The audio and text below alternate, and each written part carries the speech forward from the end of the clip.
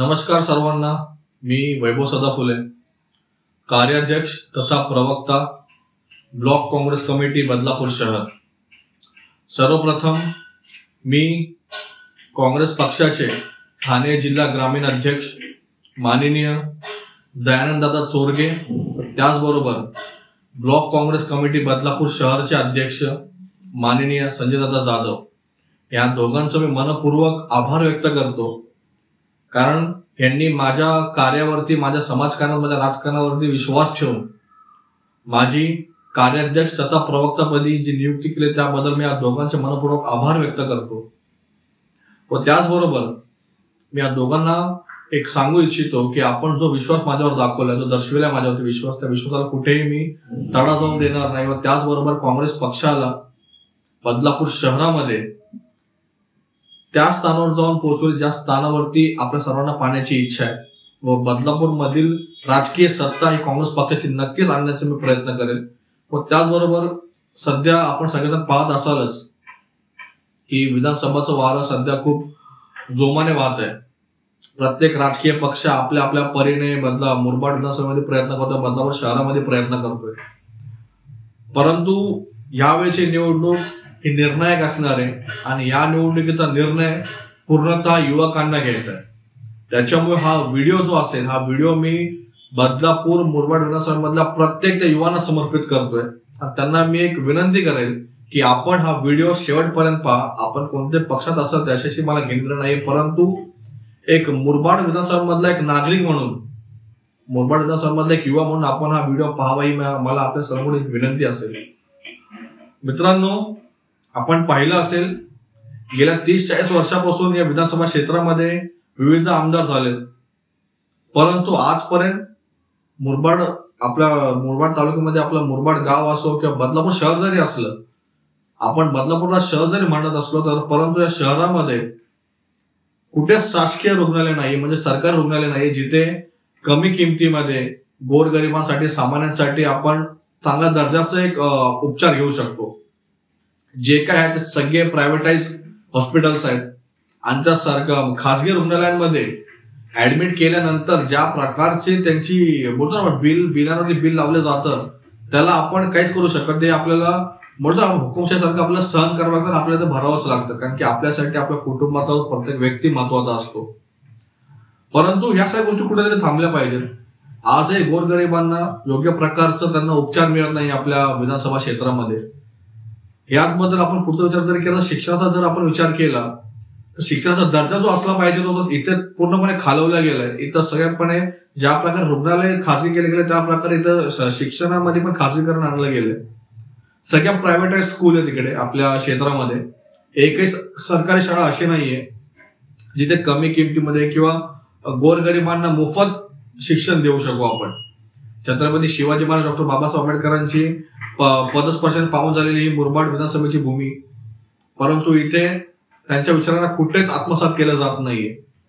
छत्रपती शिवराय असतील किंवा डॉक्टर बाबासाहेब आंबेडकर असतील, यांनी गोरगरिबांना, सामान्यांना न्याय मिळवूपर्यंत त्यांनी त्याचा लढा दिला होता, परंतु आज सामान्यांसाठी, गोरगरिबांसाठी तर कोणच वाली दिसत नाहीये। जे लोक आतापर्यंत सत्ताधारी होते त्यांनी फक्त इकडे गोरगरिबांचं, सामान्याचं शोषण केलंय आणि बोलतो ना आपण पुढाऱ्यांचं किंवा जे सक्षम असतील आर्थिकरित्या त्यांना फक्त त्याचं पाठराखण करण्याचं काम इथं चाललंय। शिक्षणामध्ये असो किंवा आरोग्या संदर्भातला असो व त्याचबरोबर महिला सशक्तीकरण असो, जो काही प्रकरण ऑगस्ट महिन्यामध्ये घडला त्या प्रकरणानंतर कशा प्रकारे त्या प्रकरणाला राजकीय दबावा यंत्रणांमार्फत त्या प्रकरणाला दाबलं गेलं, काही राजकीय पक्षाचे महत्वपूर्ण पदाधिकारी तिकडे असल्या कारणाने त्यांना कशा प्रकारे वाचवण्याकरता ज्या प्रकारचे ताकदीचा उपयोग केला गेला आणि सामान्य आंदोलकांवरती ज्या प्रकारे गुन्हे खटले चालवले गेले, त्या सगळ्या गुन्ह्या खटल्यांचा युवांनी येणाऱ्या विधानसभेमध्ये आपण बदला घ्यायचा, आपण कोणी विसरून जाता कामा नये। ज्या प्रकारे पहिला अशी स्टेटमेंट दिली गेली मंत्र्यांकडून की आंदोलक सगळे बाहेरचे होते, जर आंदोलक बाहेरचे होते तर तुम्ही ज्यांच्यावरती खटले तुम्ही चालवले, ज्यांच्यावरती तुम्ही गुन्हे नोंदविले, ते सगळे बदलापूरचे कसे काय, हा प्रश्न इथे विधानसभेमध्ये आपल्याला विचारायचा आहे। आपण ते आंदोलन कोणी स्वखुशीने केलं नव्हतं, आपल्या चिमुकल्यांवरती ज्या प्रकारचा अन्याय केला गेला त्या अन्यायाच्या विरुद्ध एक तो बंड आमचा होता, तो लढा आमचा होता आणि त्या लढ्यासाठी संपूर्ण बदलापूर शहरामध्ये युवा वर्ग तिकडे मोठ्या प्रमाणात उतरला होता. परंतु त्याच्यानंतर जे काय प्रकरण घडली त्या नराधमाला शिक्षा मिळेल त्याच्याबद्दल आम्हाला दुमत त्याला शिक्षा मिळायलाच हवी होती. परंतु जर तुम्हाला त्याचा एन्काउंटरच करायचा होता, मग त्या दिवशी ज्या दिवशी माझे बदलापूरकर त्याला फाशीदायी शिक्षा मागत होते त्या दिवशी तुम्ही त्याला शिक्षा का दिली नाही, हे प्रश्न मला सरकारला विचारायचं आहे, प्रशासनाला विचारायचं आहे. व त्याचबरोबर जे एन्काउंटर केलं गेलं त्या एन्काउंटर करणं मागे काही राजकारण आहे का, काही गोष्टी तुम्हाला लपवायच्या आहेत, काही सुद्धा प्रश्न सामान्य बदलापूरकरांचे आहेत. त्याच्यामुळे मुरबाड मधल्या प्रत्येक मतदाराला व त्याचबरोबर माझ्या बदलापूर शहरामधल्या प्रत्येक माता भगिनींना, माझ्या सगळ्या बांधवांना, युवा बांधवांना स्पेशली मला हे सांगायचंय की आपल्याला आपलं भविष्य घडवायचं, आपल्या येणाऱ्या पिढीचं भविष्य घडवायचं.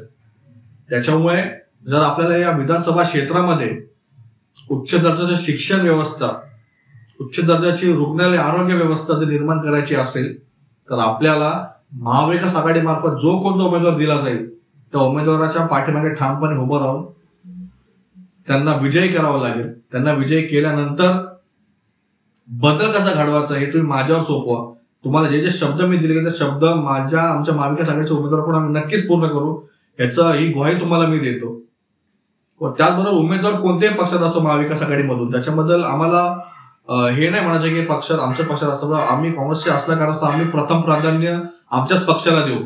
आणि आमची वर्षभर मागणी सुद्धा असेल की मुरबाड विधानसभेची ही जागा जी आहे या विधानसभामध्ये, लोकसभामध्ये ज्यावेळी आम्ही लोकांना भेटलो, लोकांचे मनोगत जेव्हा जाणले तर लोक राहुल गांधींपासून खूप प्रभावित आहेत.